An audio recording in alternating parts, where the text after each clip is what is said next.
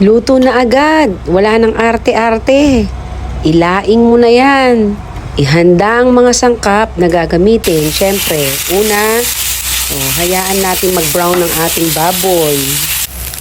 Pag nag-brown na, pwede na nating lagyan ng bawang. Siyempre, hagis na yan.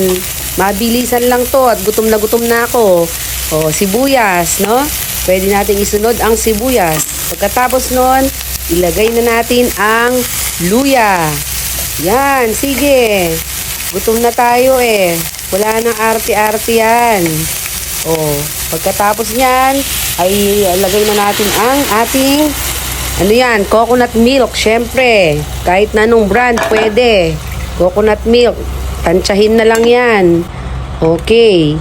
Ayan, Pagkatapos, lagyan na natin ng bagoong. Syempre, pwede kang mamili kung bagoong na manghang. Sweet chili yan. Yan linagay ko para masarap. Di ba? At maanghangan ng mga kakain. Gutom na ako talaga.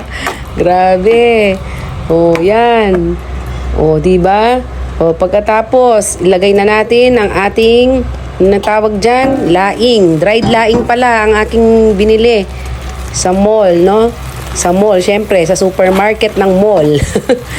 Tapos nun, linagyan ko ng coconut cream. Iba pa yun sa coconut milk, ha?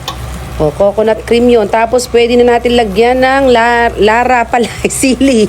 Siling espada. Lara kasi sa Kapampangan. Yan. Siling espada. I-mix-mix na yan. Huwag na nating hiwain ng mga sili. Baka lalong umanghang pa at wala nang kakain. Ayan. Sige, halo ng halo. Pakuluin na mabuti yan. Ready na yan. Ano pang hinihintay natin? Tikiman time na. Tara, sama kayo. Tikman natin ang laing. Wala po natin.